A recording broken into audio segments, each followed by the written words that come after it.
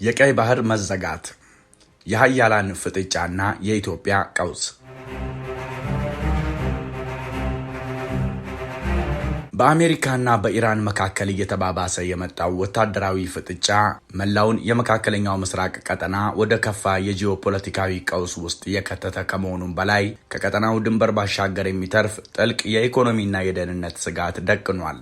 በኢራን ወሳኝ የሀገር ውስጥ መሰረተ ልማቶች ላይ የተሰነዘረውን የአሜሪካ የአየር ጥቃት ተከትሎ የቴህራን አስተዳደር በየመን የሚንቀሳቀሱትን የሁቲ አማጽያን በቀይ ባህር የንግድ መስመር ላይ ሙሉ እገዳ እንዲጥሉ በማዘዝ አደገኛ የአጸፋ እርምጃ ወስዷል። ይህ የጦርነት ትንኮሳ በዓለም ላይ እጅግ ወሳኝ ከሆኑት የባህር ላይ የንግድ መተላለፊያዎች አንዱን ሙሉ በሙሉ የመዘጋት አደጋ ላይ የጣለው ሲሆን እንደ ኢትዮጵያ ላለች ስልታዊ መገኛ ቢኖራትም በጅቡቲ ወደብ በኩል በዚሁ ቀይ ባህር ኮሪደር ላይ ብቻ ሙሉ በሙሉ ለምትተማመን ሀገር ደግሞ ችግሩ የሩቅ የባዕድ ሀገር ግጭት አይደለም። ይልቁንም የሀገሪቱን ማክሮ ኢኮኖሚ ሊያናጋ፣ የሀገር ውስጥ የኑሮ ውድነትን ሊያባብስና የአፍሪካ ቀንድን ደካማ የደህንነት መዋቅር በእጅጉ ሊያናጋ የሚችል የቅርብና ፈጣን ስጋት ነው። ሰላም ጤና ይስጥልን። የተከበራችሁና የተወደዳችሁ የቻናላችን ቤተሰቦች እንደምን አላችሁ? ዛሬ በመካከለኛው ምስራቅና በአፍሪካ ቀንድ አካባቢ የተከሰተውን እጅግ አሳሳቢና ዓለምን እያስጨነቀ ያለውን ወቅታዊ ጉዳይ ይዘንላችሁ ቀርበናል። እስከ ቪዲዮ መጨረሻ ድረስ አብራችሁን ቆዩ። በማይታመን ዋጋ በቡልጋሪያ አፍሪካ ህብረት አጠገብ በካሬ 89 ሺህ ብር ብቻ ታላቅ ቅናሽ አዘጋጅተን ብቅ ብለናል። ለ10 ደንበኞች ብቻ የሚቆይ ባለ 1 መኝታ 81 ካሬ 100% ለሚከፍሉ በ5.5 ሚሊዮን ብር በቅድመ ክፍያ 7 ሚሊዮን ብር ሲሆን 10% ቅድመ ክፍያው 700 ሺህ ብር። 111 ካሬ 100% ለሚከፍሉ 7.8 ሚሊዮን ብር በቅድመ ክፍያ 9.8 ሚሊዮን ብር ሲሆን 10% ቅድመ ክፍያው 900 ሺህ ብር። ባለ 3 መኝታ 134 ካሬ 100% ለሚከፍሉ 9.4 ሚሊዮን ብር በቅድመ ክፍያ በ12 ሚሊዮን ብር 10% ቅድመ ክፍያው 1.2 ሚሊዮን ብር። በአጭር ጊዜ ውስጥ በርካታ ቅንጡ አፓርትመንቶችን ለደንበኞች በማስረከብ የምስጋና ምስክርነት ያገኘው ታማኙ ድርጅታችን አሁን ደግሞ ከ20 ካሬ ጀምሮ የንግድ ሱቅ አማራጮችንም ይዘንሎት መጥተናል። ምን ይጠብቃሉ? አሁኑኑ በ0990 1500 08 ላይ በመደወል ይመዝገቡ። ባለፈው ምሽት የዩናይትድ ስቴትስ የጦር ኃይሎች በኢራን ላይ ከፍተኛ የአየር ጥቃት ሰንዝረዋል። ይህ ጥቃት የአሜሪካ ማዕከላዊ እዝ እንዳረጋገጠው ተከታታይነት ባለው መልኩ ለስድስተኛ ተከታታይ ምሽት የተፈጸመ ሰፊ ወታደራዊ እርምጃ ነው። በጥቃቱ በኢራን ደቡባዊ የባህር ዳርቻና በተለያዩ ከተሞች ላይ የሚገኙ በርካታ የሲቪልና ወታደራዊ መሰረተ ልማቶች ኢላማ ተደርገዋል።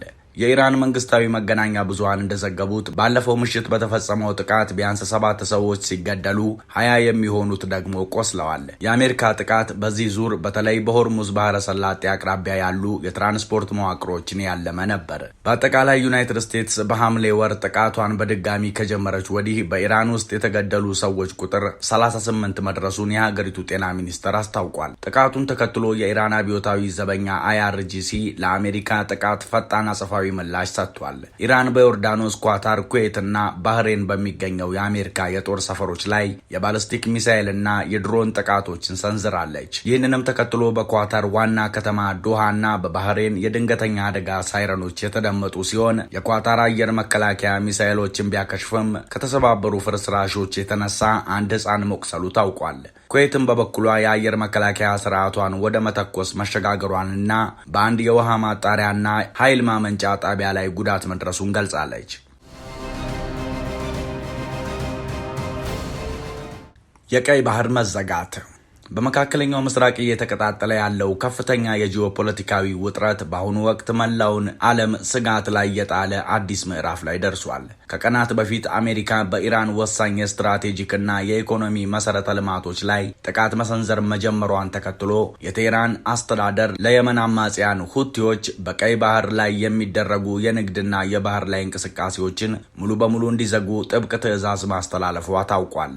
ይህ የእርስ በእርስ ያጸፋ እርምጃ ቀጠናውን ወደ ለየለት ቀውስና ወደ ከፍተኛ ቀጠናዊ ጦርነት እየገፋው ይገኛል። የአሜሪካና የኢራን ፍጥጫ ለዓመታት የዘለቀ ቢሆንም አሁን ላይ የተሰነዘሩት ጥቃቶች ግን ግንኙነቱን ወደ ከፋ ደረጃ አውርደውታል። አሜሪካ በኢራን የነዳጅ ማጣሪያዎች፣ የወደብ መሰረተ ልማቶችና የወታደራዊ እዝ ማዕከላት ላይ ያነጣጠረ የአየርና የሚሳኤል ጥቃት የጀመረችው የኢራን ደጋፊ የሆኑ የታጠቁ ቡድኖች በአሜሪካ ጥቅሞችና አጋሮች ላይ በተደጋጋሚ ለሚፈጽሙት ጥቃት ምላሽ ለመስጠት በሚል ነው።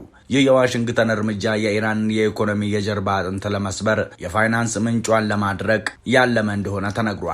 ሆኖም እርምጃው የቴሄራንን አመራሮች ከማንበርከክ ይልቅ ይበልጥ ጠንካራና አደገኛ ወደሆነ አጸፋዊ ምላሽ እንዲገቡ አድርጓቸዋል። ኢራን ለአሜሪካ ጥቃት የሰጠችው ፈጣን ምላሽ የራሷን ወታደራዊ ኃይል በቀጥታ ከማሰማራት ይልቅ በረጅም እጇ በየመን የሚንቀሳቀሱትን የሁቲ አማጽያንን መጠቀም ሆኗል። የቴሄራን ባለስልጣናት ለሁቲ መሪዎች በሰጡት ቀጥተኛ መመሪያ አሜሪካ በኢራን ላይ የምታደርገውን ጥቃት ካላቆመች ሁቲዎች በቀይ ባህርና በባቤል መንደብ የባህር መስመር ላይ የሚያልፉ ማናቸውንም የንግድና የጦር መርከቦች በማጥቃት መስመሩን ሙሉ በሙሉ እንዲዘጉ አዘዋል። ይህ ትዕዛዝ ዓለም አቀፍ የንግድ ስነ ምህዳሩን ታጋሽ ለማድረግ የተወረወረ ትልቅ ጦር ነው። ቀይ ባህር ለዓለም አቀፍ ንግድ ያለው ጠቀሜታ በቀላሉ የሚገመት አይደለም። ከአውሮፓ ወደ እስያና በተቃራኒ የሚጓጓዙ የነዳጅ የጋዝና የፍጆታ ዕቃዎች በዚሁ ጠባብ የባህር መስመር በኩል ያልፋሉ። ሁቲዎች በኢራን በተሰጣቸው ዘመናዊ የድሮንና የሚሳኤል ቴክኖሎጂ በመታገዝ በቀይ ባህር ላይ ትልቅ ስጋት መፍጠር እንደሚችሉ ቀደም ሲል ባደረጓቸው ጥቃቶች አሳይተዋል። አሁን የተላለፈላቸው የባህር መስመሩን ሙሉ በሙሉ የመዝጋት ትዕዛዝ ተግባራዊ ከሆነ የዓለም የንግድ ፍሰት በከፍተኛ ሁኔታ ይስተጓጎላል። መርከቦች ረጅሙን የደቡብ አፍሪካ መስመር ለመጠቀም ስለሚገደዱ የትራንስፖርት ወጪን ያገዝፋል። ይህም በዓለም ዙሪያ የዋጋ ግሽበትን ያስከትላል። ይህ በአሜሪካና በኢራን መካከል የተጀመረው ቀጥተኛ ግጭት የሌሎች ሀያላን ሀገራትን ጣልቃ ገብነት ሊጋብዝ እንደሚችል የፖለቲካ ተንታኞች ያስጠነቅቃሉ። እንደ ቻይና ያሉ ከፍተኛ የነዳጅ ፍላጎት ያላቸውና በቀይ ባህር የንግድ መስመር ላይ የሚተማመኑ ሀገራት ይህ መዘጋት በኢኮኖሚያቸው ላይ የሚፈጥረውን ጫና በቀላሉ አይመለከቱትም። በሌላ በኩል ሩሲያ ከኢራን ጋር ያላትን ወታደራዊ ትብብር በማጠናከር የአሜሪካን ተጽዕኖ ለመቀነስ ልትጠቀምበት ትችላለች። ይህ ሁኔታ የአካባቢውን ግጭት ወደ ዓለም አቀፍ የቀዝቃዛ ጦርነት መድረክነት የመቀየር አቅም አለው። በአጠቃላይ የመካከለኛው ምስራቅ ቀውስ አሁን ወደ ደረሰበት አደገኛ ምዕራፍ ሲሸጋገር ወታደራዊ መፍትሄዎች ብቻቸውን ሰላምን ማምጣት እንደማይችሉ አመላካች ሆነዋል። የአሜሪካ በኢራን መሰረተ ልማቶች ላይ ጥቃት መጀመርና የኢራን ቀይ ባህርን በሁቲዎች በኩል የመዝጋት ዛቻ ዓለምን ወደ ከፋ የኢኮኖሚና የደህንነት ቀውስ ውስጥ እየከተታት ይገኛል። ማህበረሰቡ ሁኔታዎችን በቅርበት እየተከታተለ ሲሆን ዲፕሎማሲያዊ ጥረቶች ካልተጠናከሩ በስተቀር የቀጠናው መረጋጋት ሙሉ በሙሉ ሊደፈርስ እንደሚችል ተሰግቷል። የኢትዮጵያ ቀውስ የአሜሪካና የኢራን ወታደራዊ ፍጥጫ እንዲሁም በቀይ ባህር ላይ የተደቀነው የባህር መስመር የመዘጋት አደጋ ከቀጠናው ባሻገር በቀጥታና በከፍተኛ ሁኔታ የሚነካው ሀገር ቢኖር ኢትዮጵያን ነው። ኢትዮጵያ በቀይ ባህርና በኤደን ባህረ ሰላጤ አቅራቢያ የምትገኝ የውጭ ንግዷ ሙሉ በሙሉ በሚባል ደረጃ በጅቡቲ ወደብ በኩል በዚህ የቀውስ ቀጠና ላይ የተመሰረተ ሀገር በመሆኗ የዚህ ግጭት መባባስ በሀገሪቱ የኢኮኖሚ የደህንነትና የጂኦፖለቲካ ሁኔታ ላይ እጅግ ከባድ የሆኑ መዘዞችን ያስከትላል። የመጀመሪያውና ዋነኛው ተጽዕኖ በኢትዮጵያ ማክሮ ኢኮኖሚና በኑሮ ውድነት ላይ የሚፈጠረው ቀውስ ነው። ኢትዮጵያ በየዓመቱ በቢሊዮን የሚቆጠር ዶላር ወጪ በማድረግ የምታስገባቸው እንደ ነዳጅ፣ ማዳበሪያ፣ መድኃኒቶችና የኢንዱስትሪ ጥሬ ዕቃዎች አብዛኞቹ በቀይ ባህር የባህር መስመር በኩል የሚያልፉ ናቸው። ሁቲዎች የኢራንን ትዕዛዝ ተቀብለው መስመሩን ሙሉ በሙሉ የሚዘጉ ከሆነ ዓለም አቀፍ የመርከብ ኩባንያዎች የጭነትና የኢንሹራንስ ዋጋን በከፍተኛ ሁኔታ ይጨምራሉ።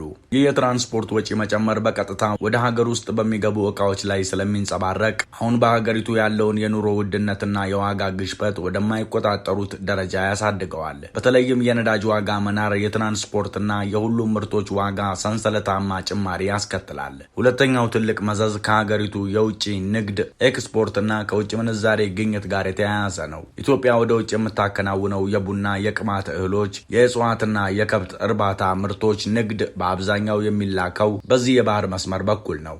ቀይ ባህር ደህንነቱ የማይታመን ከሆነ የኢትዮጵያ ምርቶች በወቅቱ ወደ ገበያ መድረስ አይችሉም። ይህ ደግሞ ሀገሪቱ በከፍተኛ ሁኔታ የምትፈልገውንና አሁን ላይ እጥረት ያለበትን የውጭ ምንዛሬ ገቢ በእጅጉ ያሳጣታል። የመርከቦች መስተጓጎል የጅቡቲ ወደብን ስራ የሚያጨናንቅ ሲሆን ይህም የኢትዮጵያ የወጪና ገቢ ንግድ ፍሰት ሙሉ በሙሉ ሊያቀሰቅሰው ይችላል።